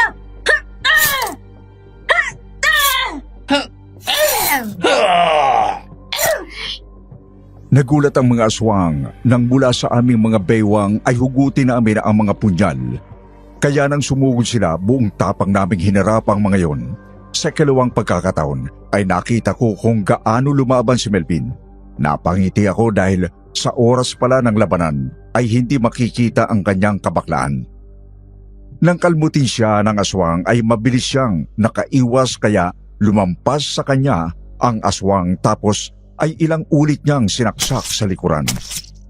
Tapos ay dinamba niya ang aswang na kalabang ko at itinarak sa batok niyon ang hawak niyang patalim. Kaya nagkaroon ako ng pagkakataon na matulungan si Lola Toyang. Pero kung malupit si Melvin, ay mas malupit si Lola Toyang dahil siguro sa matinding galit niya sa mga kalaban namin ngayon. Hindi ko patatawarin ang sino man sa inyong lahi na pumatay sa aking anak! Mamamatay kayong lahat! Ay, ang astig pala ng Lola Toyang na lumaban. Ito ang unang pagkakataong nakasama kita sa ganitong labanan. Ngayon ko lang din nakita na ganyan siya, Melvin. Nakikita ko sa kanyang mukhang galit.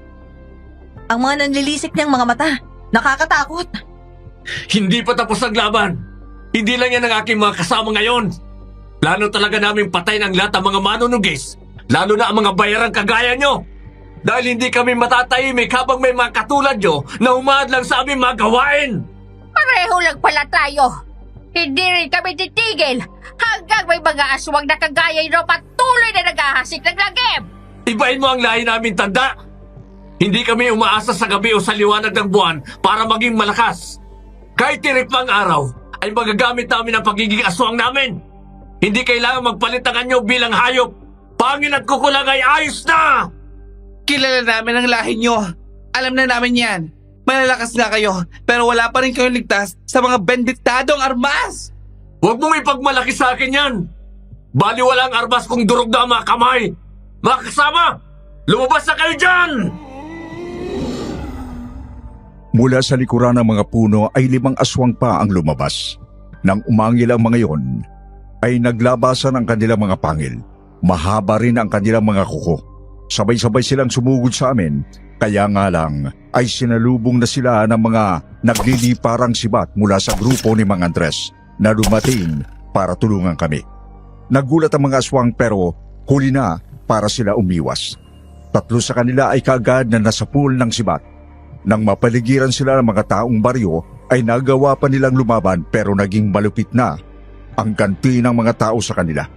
Isa-isang bumagsak ang mga aswang at namatay. Kaya ang pinuno nila ay tumakbo para tumakas. Nang makita namin ni Lola Toyang na tumatakas si Jimmy, ay kaagad namin siyang hinabol. Akala niya ay makakatakas siya pero natigilan siya nang makitang nasa unahan na niya si Melvin. Nang lumingon siya sa amin, ay nakita niyang malapit na rin kami sa kanya. Kung natakasan mo kami noon, ngayon, hindi mo na matatakasan ang iyong kamatayan! Akala ko pa naman ay magaling kang magplano.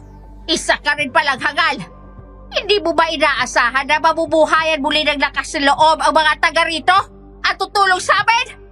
Nakipagkaisa na sila sa amin. Mga hangal! Malaki ang aming angkan. Mabigo man ako ngayon. Marami pang makalain namin ang magtatangka sa buhay ninyo. Alam namin yon, pero sayang.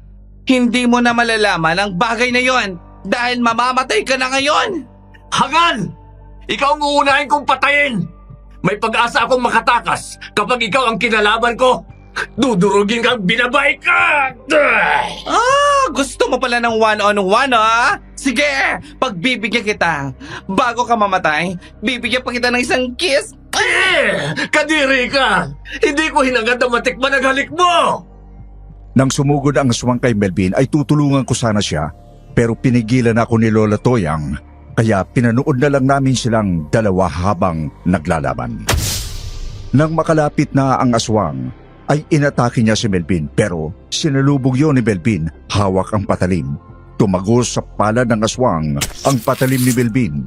Nang mapatras ang aswang ay si Melvin naman ang sumugod at sinaksak sa magkabilang balikat ang aswang. Isinunod niyang pinunterya ang magkabilang tuhod ng aswang kaya napaluhod yung bumagsak. Sinabunutan yon ni Melvin, saka siya suminya sa amin. Noong kami lumapit ni Lola Toyang, hindi na makalaban ang aswang. Sister, putol na ang mga litid sa kanyang mga paa at balikat. Baldado na ang aswang na to at lumpo na din. Magiging lumpo na rin siya habang buhay. Nasa iyong mga kamay na ang pagpapasya. Ikaw na ang pumatay sa kanya para may ganti mo ng kamatayan ng mga magulang mo. Patayin mo na ako ngayon, babae. Kapag dumating ang oras na nagkapalit tayo ng sitwasyon, magmakaawa ka man sa akin. Hindi kita bibigyan ng pagkakataong mabuhay. Sa kagaya mong merong malaking utang sa akin, kulang ang kamatayan mo para magsisi ka at pagbayaran ng mga kasalanan mo. Gusto ko, habang buhay ka magdudusa! Teka, anong gagawin mo, ha? Lumpukan at baldado, kaya daragdagan kong kapansanan mo. Bubulagin kita at aalisan ng pangil para habang buhay kang magdusa!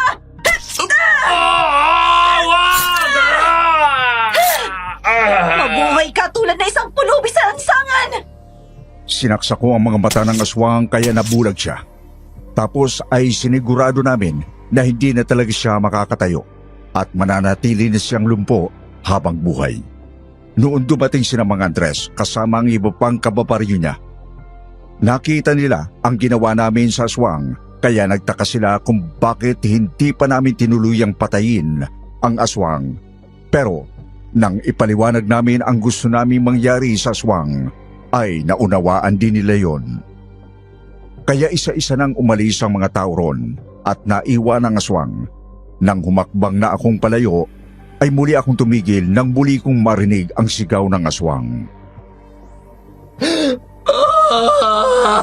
Patayin niyo na lang ako.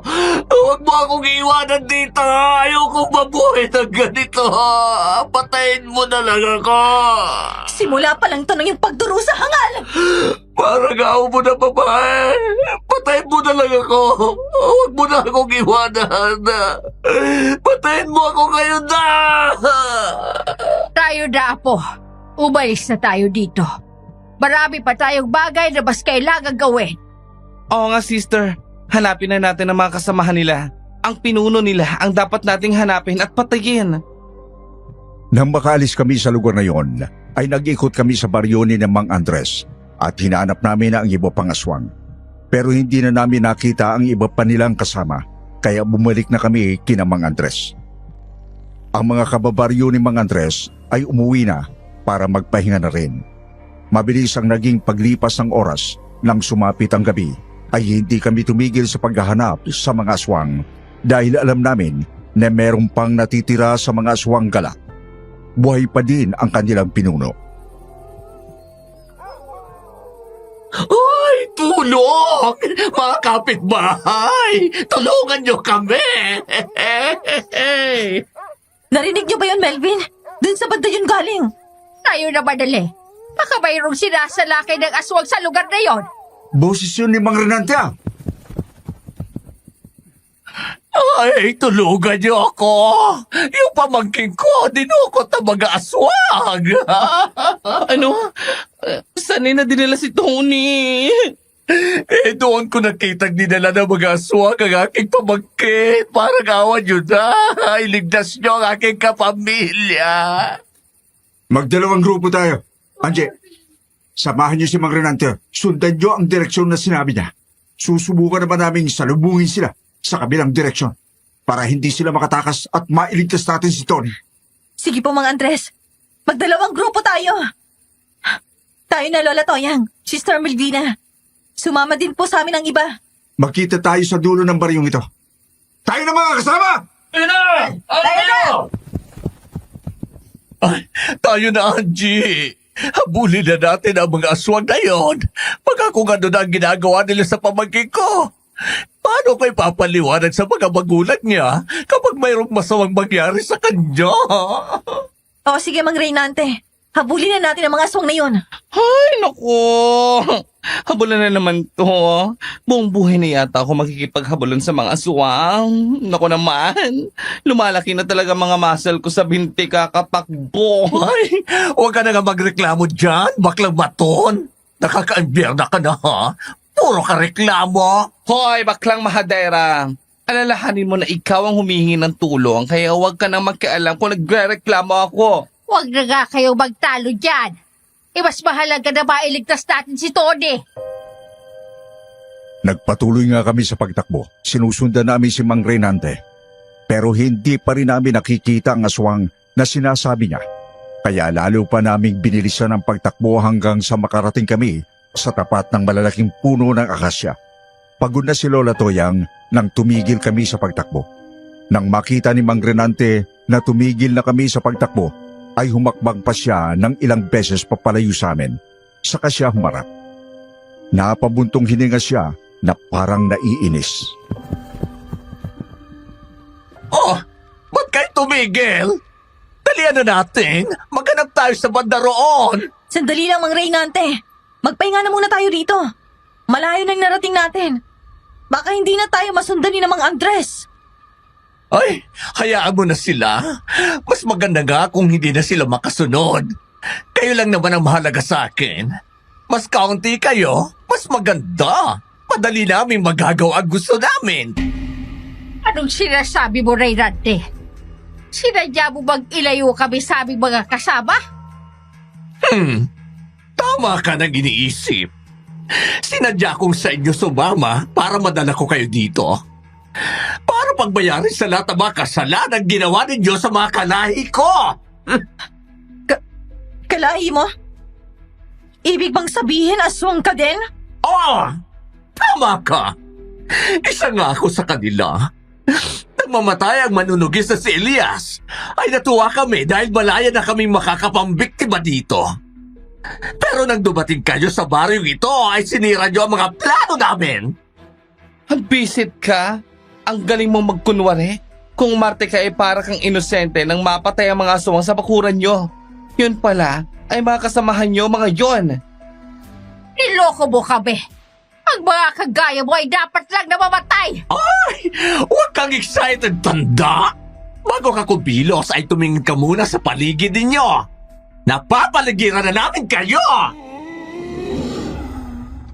Nang igala namin ang aming paningin sa paligid ay nakita namin ang mga aswang na lumabas sa pinagtataguan nila. Napapaligiran na kami ng mga aswang. Maya-maya ay lumabas na rin si Tony sa pinagtataguan. Lahat ng mga aswang na naroon ay bahagyang yumukod sa kanya. Noon lang namin natiyak na siya ang pinuno ng mga aswang. Marahan siyang lumapit kay Mang Renante. Tinapik yun sa balikat. Matapos ay hinarap. Muli na naman tayo nagkita, Angie. Maganda ba ang dramang ginawa ko? Para mahulog kayo sa bitag namin. Kung ganon, ikaw palang pinuno nila. Ang aswang na may tatak na dragon sa balikat. Ikaw at ang mga tauhan mong pumatay sa mga magulang ko. Oo, kami nga yun. Alam mo bang hindi ko pa rin makalimutan ang mukha ng mga magulang mo habang pinapatay ko? Sila ang nabiktima ko na hindi natakot na harapin ako. Kahit mamamatay na sila, ay hindi pa rin natakot. Kaya inis na inis ako. Dahil lahi kami nagmanunugis. Kahit sa bingit ng kamatayan, hindi kami magmamakaawa sa inyo. Kung ganon, tapusin nyo na ang mga hangal na ito. Wala kayong ititirang buhay. Sa palagay ko, ay kayong mga aswang ang hindi makakaligtas ngayon. Nadinig ko lang lahat. Ikaw pala ay isang salot din, Mang Renate. At itong si Tony ay hindi mo pamangkin. Siya ang inyong pinuno. Ay, nako! Huli ka na sa balita, Mang Andres. Pero ngayon, alam mo na ang totoo. Kasama ka na nilang mamamatay. Tapusin na natin ang mga salot na to. Ipaubahan nyo na sa akin ang baklang aswang na yun. Kanina, pinipigilan ko pa ang sarili ko na maimbiyar na sa'yo, baklang maton.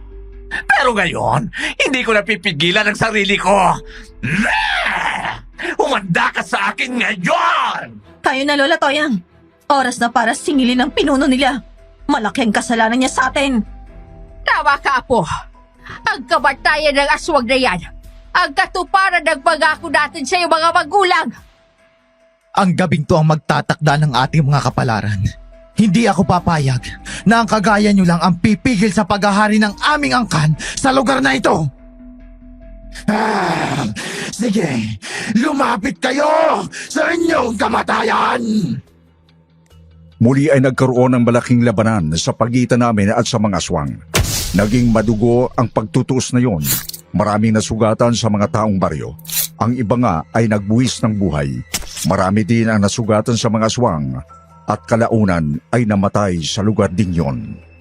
Nang tagpasin ni Mang Andres ang ulo ng aswang na nakalaban niya ay bumagsak din siya sa matinding pagod. Marami rin siyang tinamong sugat sa katawan. Likha ng matatalim na kuko ng aswang. Maya-maya lang ay muling tumayo si Mang Andres para tulungan pa ang iba naming kasamahan. Pinagtulungan naman namin ni Lola Toyang ang pinakapinuno ng aswang. Malakas at mabilis si Tony, kaya hindi namin basta matalo kaya tinulungan na kami ni Mang Andres.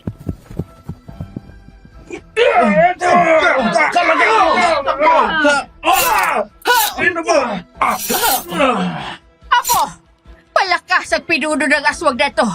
Kaya gawin na natin ang dating pamamaraan. Ikaw sa ibabaw at ako sa ilalim. Sige, Lola Toyang. Ako, samparte ako sa salakay. Kahit saan mag-address, basta paglusob, tagalang ng taga. Ilan ba ang kaya mong gawin, ha? Akala ko pa naman na isa kang magaling na matudugis. Ako lang ay hindi mo pa matalo? Ay nako ngayon ko lang naranasan to. Mahirap talaga magkatalo kung pareho kayo ng kasarian. Gustong gusto pa naman kitang patayin, kaya hindi na ako magkukunwari pa. Ha? Anong ginagawa mo, bakla? Bakit ka naguhubad ng damit? Gusto mo bang ipakita sa akin ang malalaking muscle mo sa dibdib at tiyan? O bakit? Lalaki naman talaga ako.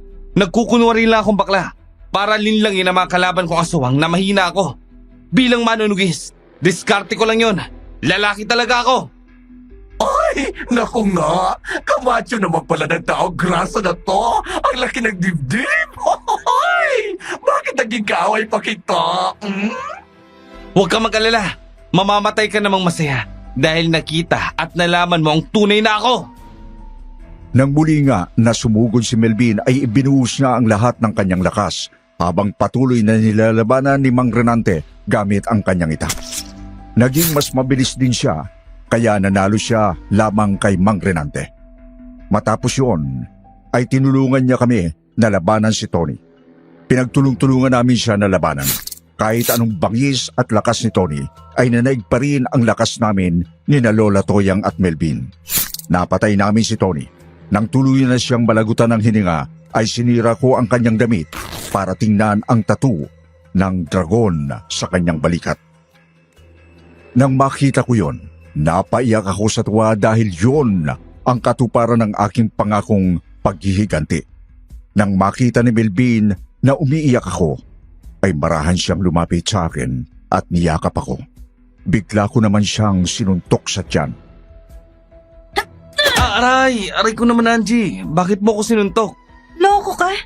Tunay ka palang lalaki, panay ang yakap mo sa akin? Panay ang tawag mong sister?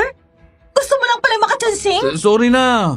Sinabi ko na ang dahilan. Kaya nagpapanggap ako ng ganun, di ba? At saka, may pangako ka sa akin dati. Bago ka nakarating dito. Nung pangako, wala akong matandaan. Sabi mo, papayag kang pakasal sa akin kung totoo akong lalaki. Ha? Kaya nga kita sinundan dito kasi gusto kita. Mahal kita. Tutuparin mo ba yon? Mag-iisipan ko muna. Baka dinadaya mo na naman ako Natawa na lang si Melvin. Nagtawanan din ang lahat ng mga naroon. Nang sumikat ang araw, ay nagpaalam na kami kina Mang Andres. Bumalik kami sa aming lugar. Mula naman noon ay nagsimula ng manligaw ng seryoso si Melvin. Nang matiyak kong tunay nga ang pagmamahal niya, ay tinanggap ko ang kanyang pag-ibig.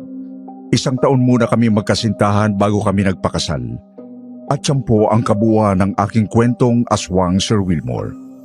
Isang pangyayari sa aking buhay na kahit kailan ay hindi ko malilimutan. Sa muli, ako po si Sir Wilmore Plopino at inyong napakinggan ang isa na namang napakagandang kwento dito sa Sitio Pangil. Patuloy din po kayong makinig sa kwentong takip silim, Sitio Bangungot, Aswang Confessions, Aswang Diaries, Miss Ami for Love Stories, Miss and Mr. Love, and Miss Heart.